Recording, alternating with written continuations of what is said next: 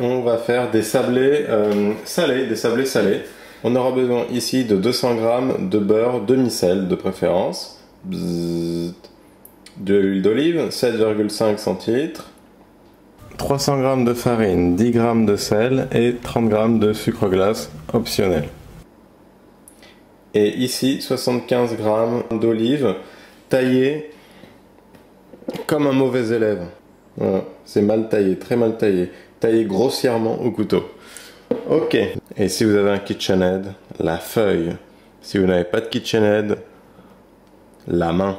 Là, je vous montre comment on utilise l'outil. Ok, donc la première chose, c'est le butter. Quand on dit qu'il est à température ambiante, qu'il est mou, c'est ça.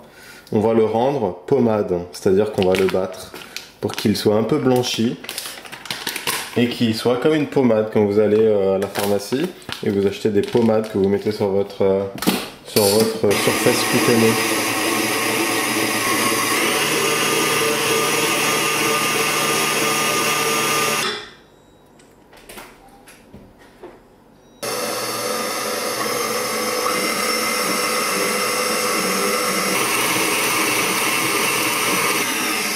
Ok, dès que c'est hyper homogène comme ça, on a réalisé une émulsion, donc comme une mayonnaise.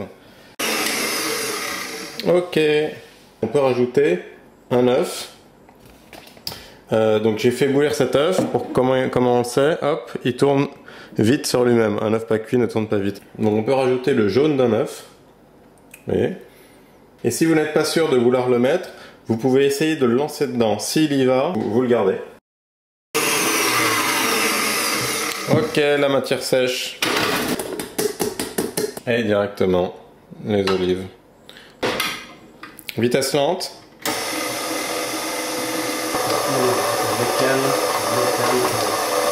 Alors, vous continuez avec le meilleur outil du monde. Hop.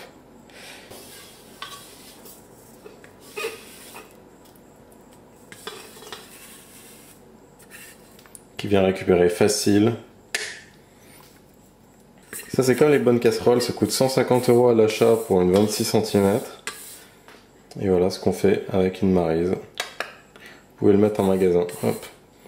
Mais l'énergie que vous consommez pour cuire diminue. Donc c'est très intelligent d'acheter une vraie casserole quand on en a évidemment le capital au départ.